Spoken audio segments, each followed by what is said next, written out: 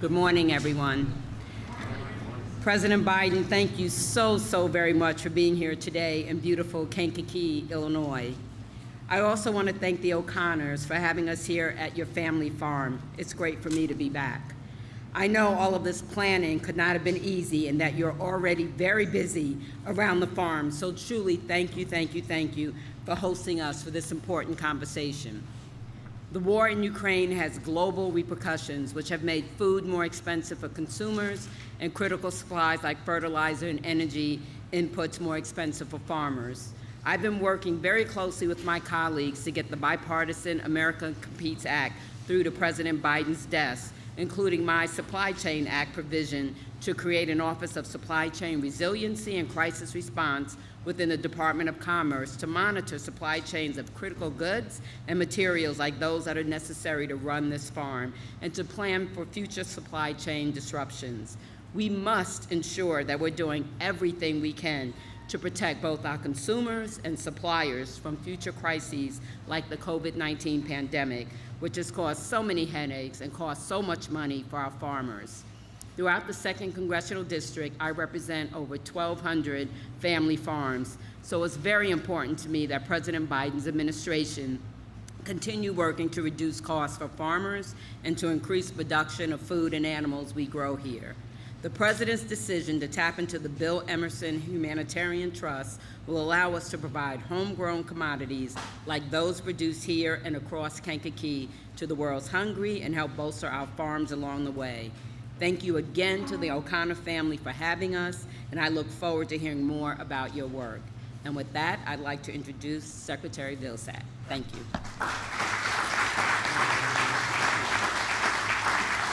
Congressman, thank you very much. And to the O'Connor family, thank you very much for this opportunity to see a tremendous operation. And, Mr. President, as you know, and perhaps very few people in this country fully appreciate, food and agriculture is a big business. It helps to employ 29 million of Americans across this country.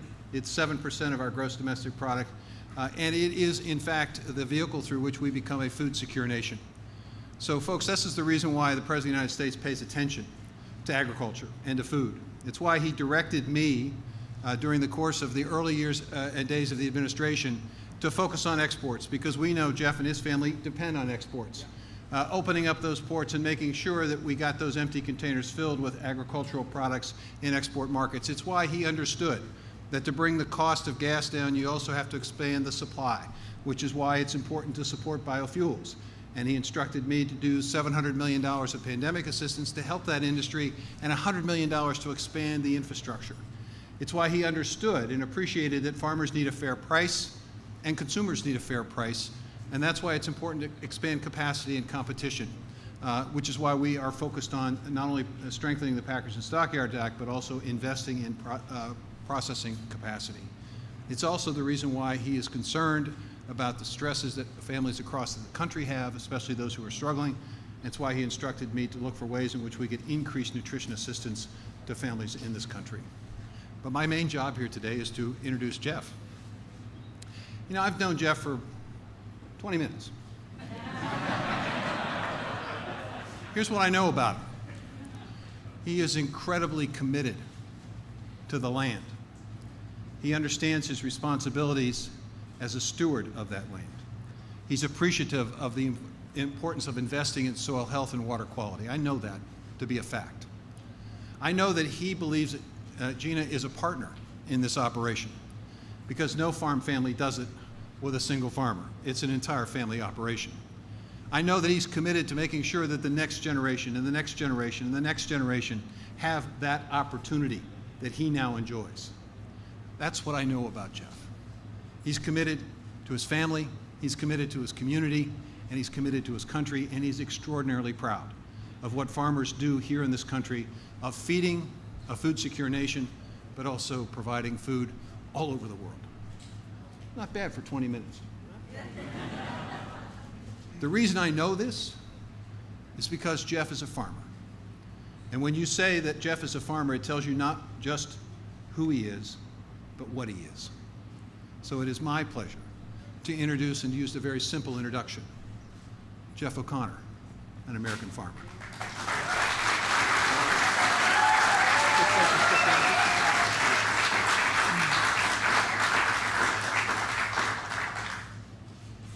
Thank you, Secretary Vilsack.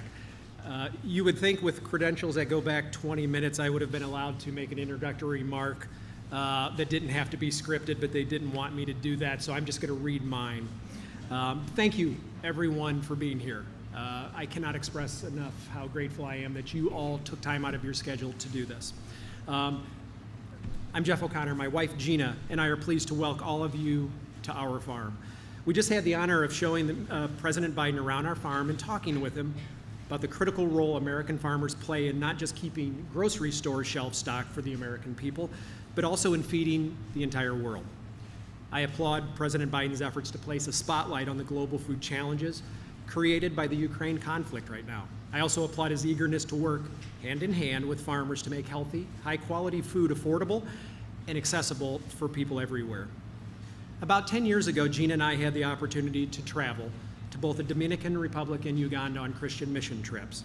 And we've been able to see what global hunger looks like firsthand and what real water concerns looks like. It leaves a lifelong impression.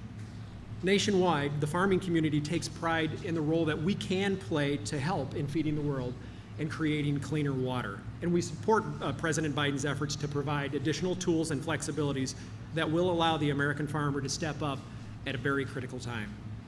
One point of our discussion was the potential expanded use of double cropping. This would allow the production of soybeans after a summer wheat harvest. In essence, we have the ability to raise two crops in one growing season while simultaneously providing conservation benefits. These efforts need to be maximized. I appreciate both the President's and Secretary Vilsack's commitment to conservation and the creation of the tools of the administration is providing to invest in climate-smart agriculture, which I support and I practice. Mr. President, we are very honored to have you here, and the farming community stands ready to maximize production, which we do so well in this time of world need. Ladies and gentlemen, let's please give a warm Illinois welcome to President Joe Biden.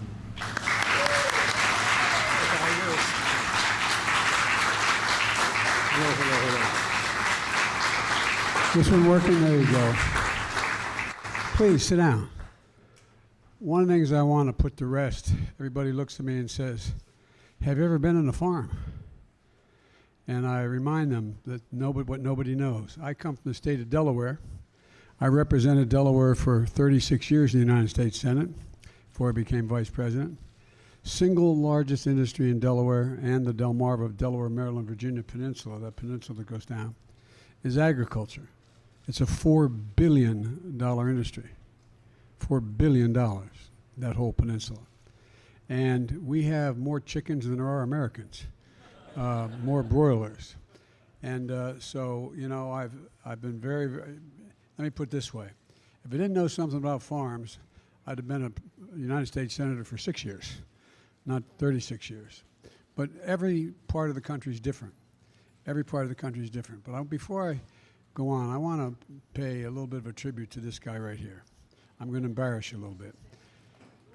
This is the man who happens to be the son of the owners of this farm. And this guy is doing, you know, there's an old expression, God made man, then he made a few firefighters. Not a joke. Firefighters are incredible. Who's else crazy enough to run into flames, you know? But all kidding aside, what you're doing in terms of helping conservation as well out in Wyoming is astounding. It really is. I've been to, I don't want to make you stand, I'm sorry.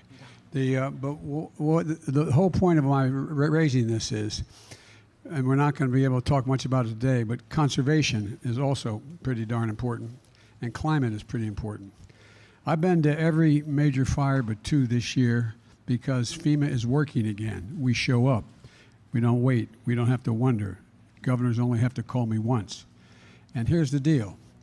More timber, more land, more buildings, more territory has been burned to the ground this year than an entire state of New Jersey, from New York all the way down to Virginia. The entire state of New Jersey. And so what this young man does and is amazing, what they do, And it relates to lack of water in most of the places. I've flown over those reservoirs that were 200 feet deep that are now 2 inches deep, literally, not figuratively. So one of these days I want to come back and talk to you all about conservation as well and the climate. But thank you for what you're doing, man. I really mean it. Thank you.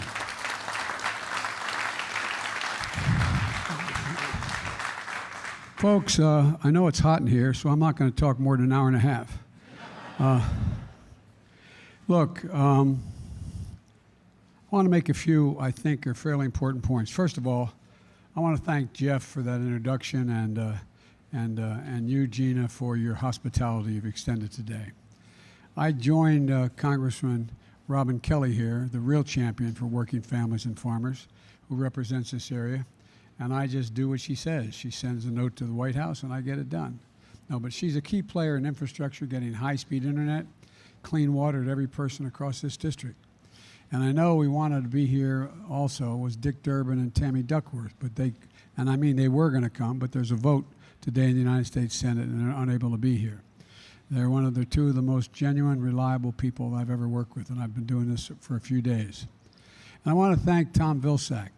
Tom and I became friends when Tom was governor in Iowa. We traveled the state. Tom has forgotten more about farming than most people will ever learn. I'm sure this room knows as much, but the idea, Tom talks about how critically important that agriculture is to the United States in every single solitary way. But the real reason I'm here is to thank American farmers. Thank farmers. You feed America. You got us through a pandemic. And you're literally the backbone of our country. It's not hyperbole. But you also feed the world. And we're seeing with Putin's war in Ukraine, you're like the backbone of freedom. You know, I was at a factory not long ago, 8 days ago, down in Alabama. And they make Javelin missiles to help the Ukrainians stave off the Russians, beat them back in their aggression. And I pointed out that the proof point that America is the arsenal of democracy, that's what they are. We always have been. We've been the arsenal of democracy. I stand here today to thank American farmers who are the breadbasket of democracy. You really are. You know, we talk about, you know, every investment banker could leave their job. If every farmer left, we'd all starve to death. You know, let's talk about what's important. All these jobs are important. But I just think about it. Right now, America's fighting on two fronts. At home, it's inflation and rising prices. Abroad, it's helping Ukrainians defend their democracy and feeding those who are left hungry around the world because Russian atrocities exist. And Jeff and the American farmers understand Putin's war has cut off critical sources of food. Ukraine was the world's largest producer of wheat and corn and cooking oil, but wheat the largest. For example, Ukraine says they have 20 million tons of grain in their silos right now. 20 million tons. And guess what? If those tons don't get to market, an awful lot of people in Africa are going to starve to death because they are the sole supplier of a number of African countries. Somalia, I won't go through them all. But the point is this, that because of what the Russians are doing in the Black Sea, Putin has warships, battleships, preventing the access to Ukrainian ports to get this grain out, to get this wheat out. The brutal war launched on Ukrainian soil has prevented Ukrainian farmers from planting next year's crop and next year's harvest. And they're not doing too darn well in Russia either. Russia's the second largest producer. But we're doing something about it. And our farmers are helping on both fronts, reducing the food cost of price of food at home and expanding production and feeding the world in need. You know, I just toured Jeff's beautiful family farm. 800 acres of soybeans, corn, and wheat. We talked about farmers all across America, what they're experiencing today. In addition to Putin's war in Ukraine, it's been cold and wet this spring, like it is cold today. Yeah, we waited for 90-degree weather until I showed up here. But look, many farmers in the Midwest have been put behind the 8 ball because of that. But it kept them from getting into their fields and planting crops. But as Jeff just shared, American farmers always find a way. They always feel something extra, a spark of patriotism. That's not hyperbole. a spark of patriotism, a sense of never giving up, of always finding a solution. To all our farmers, I want you to know, your congresswoman, me, your secretary, my cabinet, we have your back. Robin has your back. She's always looking at what's going on in the agricultural world. For example, we're reducing the red tape so it's easier for farmers to conserve inputs and double crop. For folks at home who don't know what double cropping means, harvesting 2 different crops from the same field in the same year. And that's what Jeff does with wheat and soybeans, which America is a top producer of, soybeans. And wheat will be harvested around July 4th if all goes well, God willing, and the creek not rising, as my grandfather would say. But look, then you plant soybeans in the same acreage. And he'll tell you, double cropping comes with some real risks. Growing season for wheat is short, and if the weather conditions aren't ideal, or aren't at least good, or there are other disruptions, then the timing of everything is thrown off. But it's a risk we need to take. That's why my administration is looking at how to extend crop insurance coverage to give financial security to farmers like Jeff who practice double cropping. Secondly, I want to also, farmers worried about rising fertilizer costs and what is the content of the fertilizer. That's why earlier this year, the U.S. Department of Agriculture announced it would invest $250 million to boost fertilizer production. Literally on the plane out here on Air Force One, I turned to Tom and I said, Tom, double that. Make it $500 million. It's so desperately needed. We can't take chances. It's critical to get this done. Now, when we leave here today, I'm heading up to Chicago. You know where Tom's going? He's heading to the airport when we get to Air Force One. He's heading to Germany, to the G7. That is all the democracies in Europe getting together and their agricultural teams getting together. North America, Europe, and Asia, they're all part of it. And to solve some really big problems.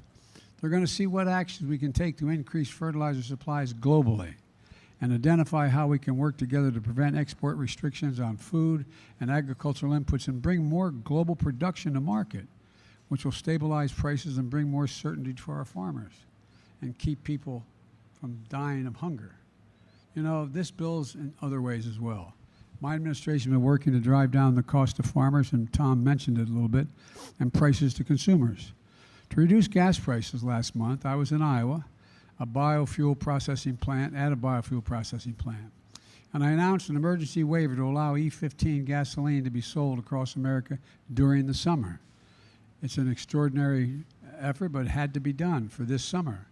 E15 uses more ethanol on crops grown here in Illinois and elsewhere around the country. And it can reduce the cost of a gallon of gasoline at the pump by 10 cents per gallon. Every little bit matters. I know it's a big deal, and Robin is a big supporter of this, and she's pushing it in the House as well. Only 4 big companies, by the way, control more than half the markets for beef, pork, and poultry. Without meaningful competition, our farmers and ranchers have to pay whatever the 4 big retailers say they'll pay for their chickens, their hogs, and their cattle.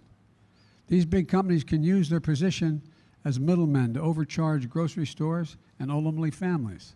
Just consider this. 50 years ago, ranchers got over 60 cents on every dollar spent to produce the beef they raise. Today, they get 39 cents. 50 years ago, hog farmers got 40 to 60 cents for each dollar the family spent raising that hog. Today, it's about 19 cents. And as the big companies made massive profits, the prices you see at the grocery stores have gone up, and the prices farmers receive has gone down. This reflects a market distorted by the lack of competition. So last year, I signed, one of the first executive orders I signed was that the competition, to make competition more available and level the playing field. And though through the American Rescue Plan, we're investing about $1 billion to help smaller meat processors expand their capacity, give farmers, ranchers, and consumers more options, and at better prices. Look, I'm a capitalist, but capitalism without competition is not capitalism. It's exploitation. It's exploitation. Folks, we can make sure the American agriculture exports will make up for the gap in Ukrainian supplies. In fact, during my first year in office, American agriculture exports shattered all previous records. $177 billion last year alone. I remind people, my predecessor did not come close. By traveling in our, we have to keep investing in our farmers to reduce the cost, to reduce prices to consumers, and have the most productive, most efficient farmers in the world here in the United States. We've always combined generations of know-how with cutting-edge technology to feed us and the world. And I'm going to keep fighting for family farmers like Jeff so we can do what they do best. I hope Congress is going to join me. I know Robin's going to fight like hell to have it happen, and working hard to invest in farmers like Jeff and feed America and the world. That's what we have to do. Let me close with this. Look at the family farms like this one as a reminder of the bounty, beauty, and generosity of this nation. I know this, and you're tired of hearing me say this for the last 2 years. It's never, ever, I was in the Tibetan Plateau with Xi Jinping. I've traveled with him and spent more time with him than any other world leader has in China. And he said, he was talking about why America's a diminishing power. And I said, Mr. President, it's never been a good bet to bet against the American people. No one's ever won betting against the American people. And I said, and by the way, you asked, he went on, he said, can you define America for me? Just me and a translator, and him and a translator, simultaneous translation. By the way, I turned all my notes over to the State Department. It matters. But, what happened was, he said, can you define America for me? And this is God's truth because it's been quoted 1,000 times now. I said, yes, one word, possibilities. We're the only nation in the world that has come out of every crisis stronger than we went in it, every single time, regardless of what it was. No other nation has done that. It's one of the reasons why in some places we're called the ugly Americans. We think we can do anything. We know we can do anything. We know. This nation leads the world. We stand up for freedom. We're the United States of America. And when we are united, there's not a damn thing we can't do. It's not hyperbole. It's a fact. As a student of history, it's a fact. There's nothing beyond our capacity when we work together. Nothing. So I'm here to say, God bless our farmers. And I mean this sincerely. God protect our firefighters. And may God protect our troops. Thank you for what you do. America owes you. They owe you big.